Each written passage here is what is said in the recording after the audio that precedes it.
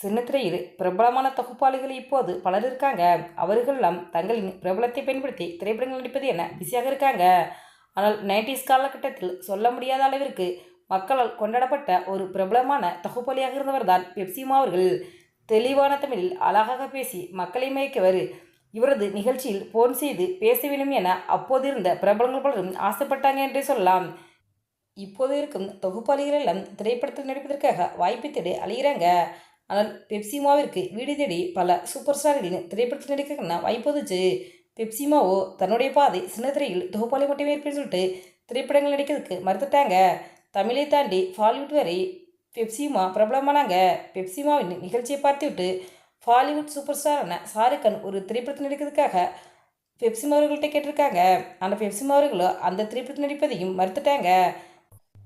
பல சூப்பர் ஸ்டார்களின் திரைப்படங்களில் நடிப்புக்கான வாய்ப்பு வந்து கதவை தட்டியும் முடியாதுன்னு சொல்லி சின்னத்திரையிலேயே பெரிய ராஜ்யம் செய்த பெப்சிமா இப்போதெல்லாம் கேமரா பக்கமே ஆளா காணவில்லை. இந்த நிலையில் சமீபத்தில் விருதுலா ஒன்றில் பெப்சிமா அவங்க கலந்துக்கிட்டு இருக்காங்க. அந்த நிகழ்ச்சியில் பெப்சிமா அவர்களுக்கு எக்ஸலன்ஸ் இன் டெலிவிஷன் என்டர்டெயின்மெண்ட் அப்படிங்கிற விருது வழங்கப்பட்டிருக்குது.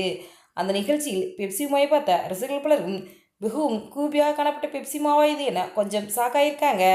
இப்படி இது ஒரு பக்கம் இருக்க, செம்பருத்தி சீரியல் மூலமாக சின்னத்திரைக்கு நடிகையாக அறிமுகமானவர் தான் சபானா ஷாஜகான் அவர்கள். இவர் செம்பருத்தி சீரியலில் பார்வதி அப்படிங்கிற கதாபாத்திரத்தில் நடித்தது மூலம் தமிழ் அரசியல் மீதில் மிகவும் பிரபலமானாங்க. இவங்க இந்த சீரியலுக்கு பிறகு தமிழில் பல சீரியல் நடிச்சிருக்காங்க. குறிப்பாக மிஸ்டர் மனைவி சீரியலில் ஒரு முக்கிய கதாபாத்திரத்தில் நடிச்சிருந்தாங்க. பல தொலைக்காட்சி நிகழ்ச்சிகளில் பங்கேற்பாளராக பணியாற்றி வந்த சபானா அவர்கள் சினிமாவில் வாய்ப்பு தேடி அலைஞ்சாங்க. சமீபத்தில் வெளிவந்த தலைவர் தலைவி என்ற திரைப்படத்தில் ஒரு முக்கிய கதாபாத்திரத்தில் சபானா நடிச்சிருக்காங்க. தற்போது மேரேஜ் ஸ்டோரி என்ற திரைப்படத்தின் மூலமாக தமிழ் சினிமாவிற்கு ஹீரோயினாக அறிமுகம் இருக்காங்க. இந்த படம் ரீல் பெட்டி ப்ரொடக்ஷன் தயாரிப்பில் சுனில் தேவ் இயக்கத்தில் உருவாகியிருக்குது. எஸ்வி சித்தார்த், தீபிகா வெங்கடேசலம் முதன்மை கதாபாத்திரம் நடிச்சிருக்காங்க. இவர்களுடன் நாசர், நிழல் ரவி, அருள்தாஸ், புதுவை பூவலன் ஆகியோர் முக்கிய கதாபாத்திரம் நடிச்சிருக்காங்க. நட்பு, காதல், காமெடி கலந்த கமர்ஷியல் கதையாக இந்த படம் உருவாகியிருக்குது. மேரேஜ் ஸ்டோரி திரைப்படத்திற்கு தமிழ் செல்வன் ஒளிப்பதிவு செய்திருக்காரு. தீபன் சக்கரவர்த்தி இசையமைச்சிருக்காரு.